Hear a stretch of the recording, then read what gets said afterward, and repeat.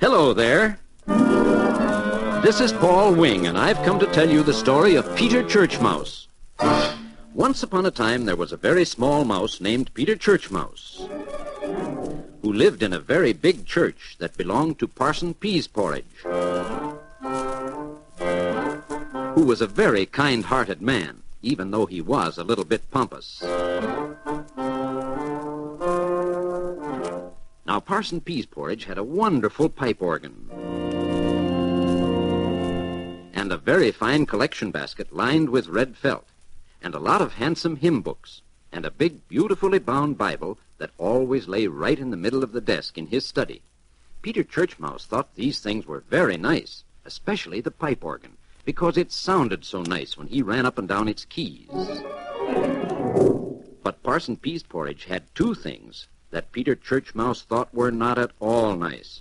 Parson Peas Porridge had very bad eyesight, and he had a terrible big wooden rat trap. He had such bad eyesight that he couldn't see Peter Churchmouse at all, so he never left anything out for Peter to eat. And poor Peter had to chew corners off the hymn books and chew holes in the red felt lining of the collection basket to make Parson Peas Porridge think there were some rats in his church, so that he would put cheese on the rat trap. That cheese was all Peter ever had to eat, and the rat trap made a frightful... Every night when Peter Churchmouse ate the cheese that Parson Peas Porridge put on it every day, Peter never got caught because he was so small and the rat trap was so big that when he sat on its trigger to eat the cheese, its terrible spring just went right over his head. Like that. But it almost scared the life out of him every time it happened.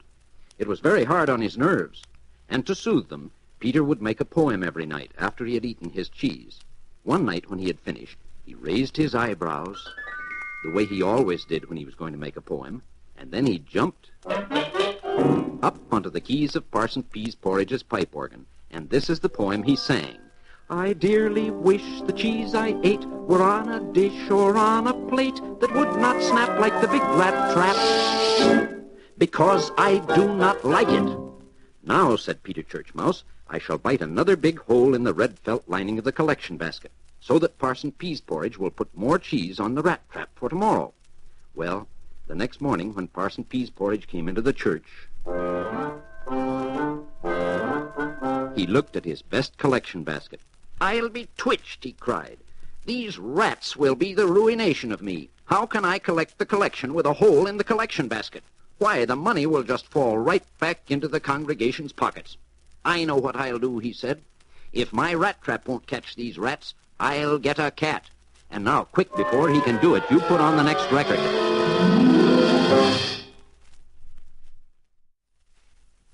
The next day, Peter Churchmouse looked for cheese on the rat trap as usual. But there wasn't any cheese. There wasn't even a rat trap.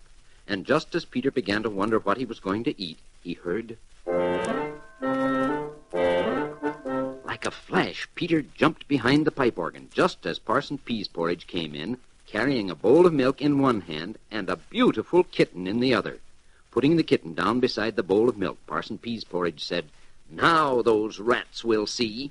And he was so pleased with himself that he sat down at the pipe organ and played.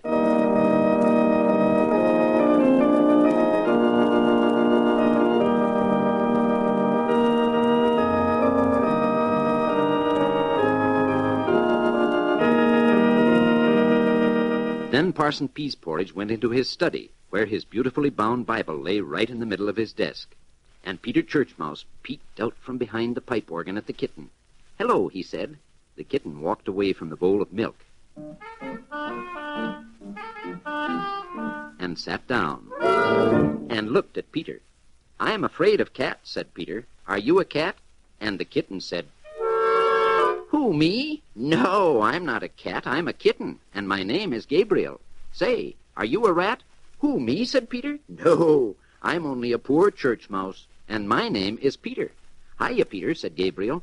I'm glad you're not a rat, because I like you, and I'm supposed to scare the rats away, the rats that have been eating holes in things. Well, said Peter, I'm glad you're not a cat, because I like you, too. Say, would you like to hear me play a piece on Parson Peas Porridge's pipe organ? I should say I would, said Gabriel. What piece will you play? "Oh," said Peter, "I'll play the piece that Parson Pease Porridge played just now. Only I'll play it better." And he jumped to the keys of the pipe organ.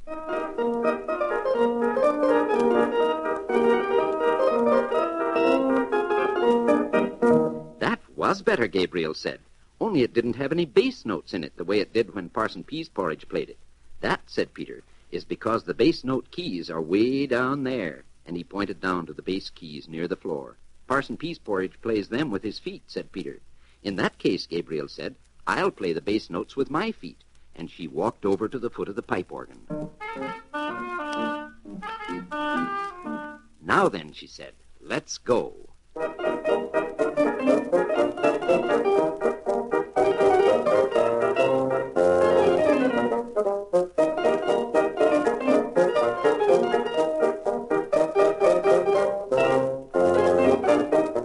Say, said Peter, we're good.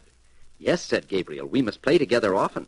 Then Peter said, listen, Gabriel, you're so nice, I don't like to deceive you since you're supposed to scare the rats away, but there aren't any rats. What, said Gabriel? Then who eats holes in things? I do, said Peter. You don't, cried Gabriel. I do, Peter insisted. Once I even ate a hymn book. It tasted awful. Then why did you do it? Gabriel asked. I didn't want to, Peter replied. And just then it was time to put on the next record.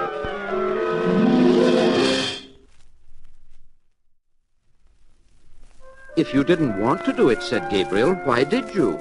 Because I was hungry, said Peter Churchmouse. How sad, Gabriel cried. Parson Pease Porridge gives me lots to eat.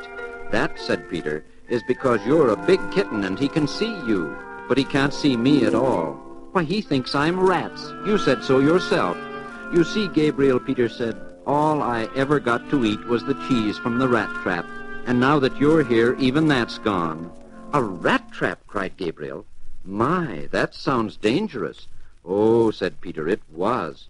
I could even make a poem about it. I'd like to hear it, please, Gabriel said. So Peter jumped up onto the organ keys and raised his eyebrows the way he always did when he made a poem. I'll sing it to you, he said. And Gabriel said, oh, do. Snap, whack, whang, went the rat trap, bang, but I ate the cheese, as safe as you please, 'cause the trap was too big with its whip, whap, wing, to catch little me in its rat trap spring. Why, Peter, Gabriel exclaimed, that's beautiful. I could listen and listen and listen. And since it's my fault, in a way, that you don't get cheese anymore, I must think of some way to let Parson Pease Porridge know you're here, so he'll give you lots to eat as he does me. And help yourself to my milk while I'm thinking. So Peter finished Gabriel's milk, and when he was done, he said, have you thought of anything? No, Gabriel said. It's stupid of me, but I haven't.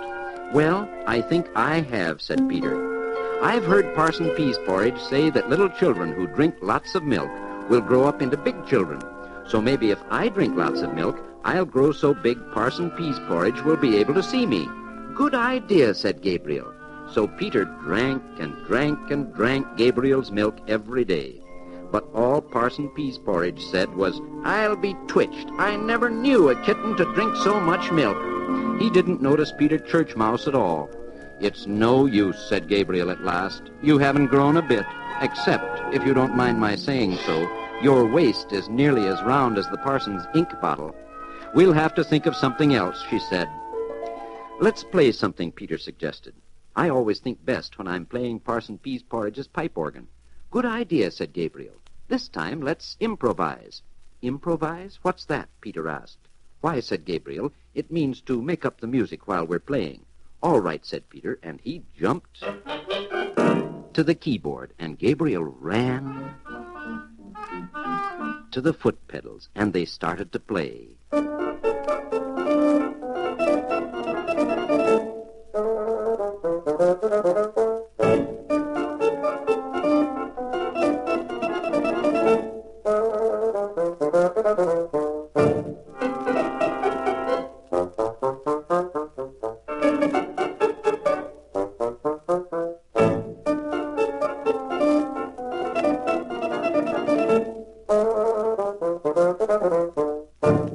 Well, Gabriel asked, have you thought of anything? "Yes," said Peter, "I think I have." So let's change the record and find out what he'd thought of.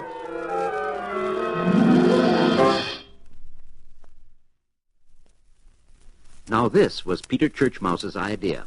If Parson Peasporridge saw my nice red-knitted bed, he said, he'd know it was too small for rats to sleep in, so he'd know that a church mouse sleeps in it. He certainly ought to, Gabriel agreed. So Peter pulled his nice red-knitted bed out from behind the organ where he always slept and put it on top of Parson Peasporridge's desk, right next to his big, beautifully bound Bible, where he'd be sure to see it. But when Parson Peasporridge came in and saw Peter's red-knitted bed, he just said, "I'll be twitched. How in the world did my old red mitten get here? I've been hunting for it everywhere." And he stuck Peter's bed into his pocket and went out. "How very, very, very sad," said Gabriel. "The only bed I ever had," said Peter. And then he said, "Wait," and raising his eyebrows, he began to sing. "I had a very lovely bed, my very lovely bed was red, but now it's gone and I have none. I have no place to lay my head. How very, very, very sad, the only bed I ever had." "Beautiful," cried Gabriel. "So sad." Well, after that, Peter and Gabriel tried everything they could think of. Peter hid in the flowers on the parson's desk, and when the parson opened his Bible, Peter jumped from the flowers right to the middle of the page he was reading.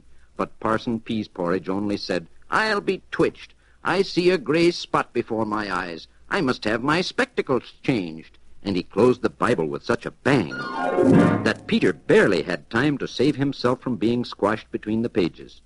Then Peter made inky footprints on Parson Peasporridge's sermon, but all the parson said was, "I'll be twitched. I can't even read my own footnotes. I must go and get my new spectacles." And out he went, leaving his sermon on his desk. Peter Churchmouse was so disappointed that he bit a big hole right through the middle of Parson Peasporridge's sermon. "My," admired Gabriel, "the biggest hole I ever saw." "The biggest hole I ever bit," cried Peter. "If that won't make him notice me, I'm sure I don't know what will." Now the next morning, it was Sunday, Parson Peasporridge came in with his new spectacles on and picked up his sermon. "Upon my soul," he cried, "these are not footnotes, these are footprints. I have a church mouse, and the poor little fellow has eaten all these holes in things to tell me he's hungry." And he went out and got the biggest piece of cheese Peter had ever seen. Then he looked at the big hole right through the middle of his sermon. "Huh," he said, "owing to this slight accident, I must find a new sermon for today.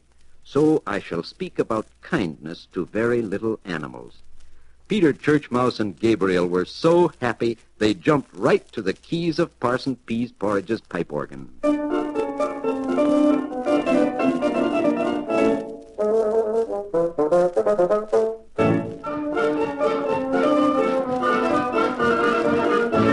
And that's the story of Peter Churchmouse.